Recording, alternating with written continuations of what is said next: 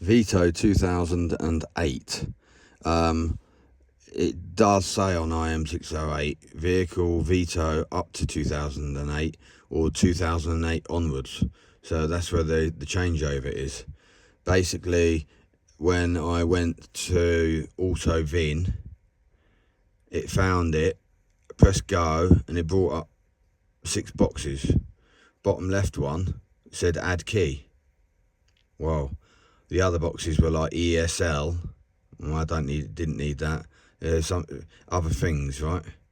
But add key. So I click on add key, and then basically you're at this stage quickly, and it's a case of having I've got the advanced one, the XP400 Pro programmer in, and it's a case of putting the key in the EIS, taking it out, putting it back in the EIS, taking it out, letting it read, holding the key over the top of the programmer near the signal reading area, and press the button so it can work out what frequency it's on.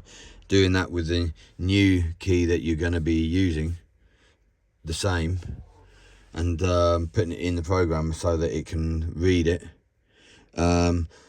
At the beginning, it obviously reads the EIS data, which is coming from there, the electronic ignition box behind that. And this is all via OBD. And then if you can read those without, when that box moves out the way, would be good. Insert the ignition key, pull the ignition key out, insert the ignition in the programmer. Now it's trying to get the password for the key. Obviously it needs the password for the key to be able to write into the EIS. I did on a W207, cloned one EIS to another EIS, and I know that you need the password key. If you're erasing, you need the erase password, the key password at the beginning. You need the key password. Then if you're erasing, you need the erase password. The right password, you need the right password. Oh, there you go, look at it, just in time. Succeed in computing the password, and that's it. So then the next stage is the last. Insert the ignition key in the EIS and wait for 30 seconds.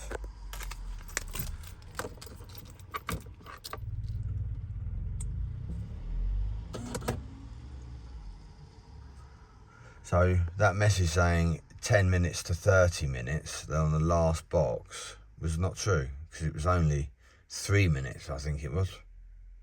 Couldn't have been more.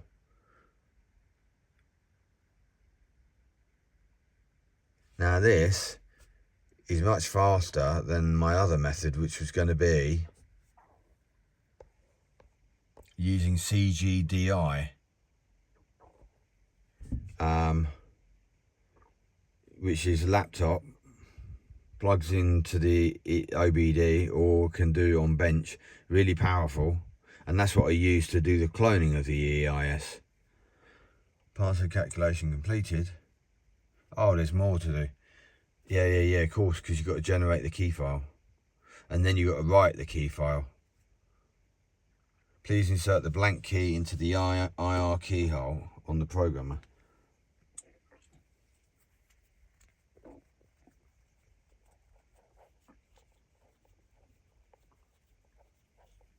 Detecting key.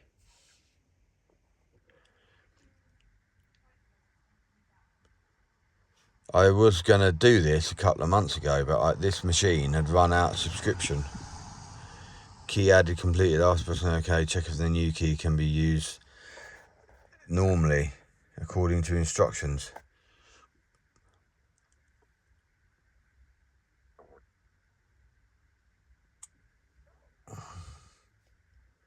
Yeah, take that out, put that in there.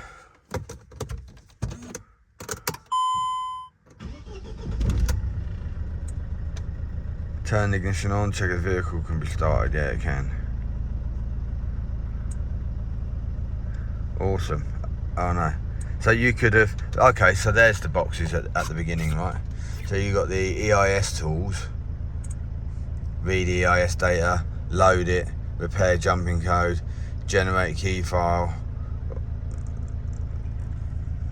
if you wanted to go that route. And then if you were going, say, with the G box, which speed swings up, you could do this.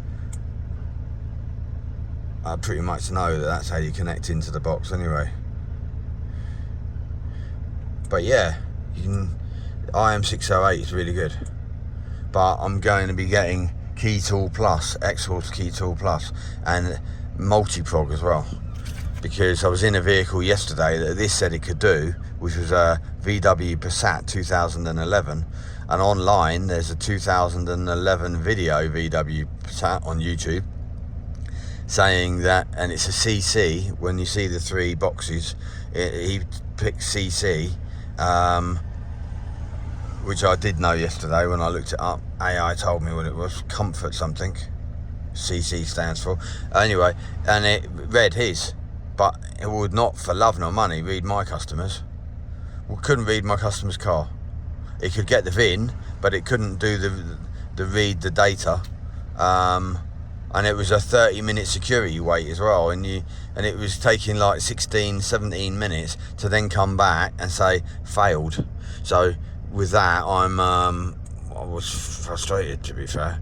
So I'm getting more computers and more knowledge. And then when I got back, it said, did you try Smart Selection? I was like, nah, I didn't try Smart Selection. Smart Selection is basically a little bit behind Expert, and that you seen just a minute ago, all those lists that we just followed, 7 stages. That's what Smart Selection is. But this machine, if you wanted to put an emulator into a Mercedes, because the steering lock had broken, you could unplug the steering lock up the back and plug in an emulator. But before, you could stick it on a bench with this and G-Box 2, which attached to that red stuff.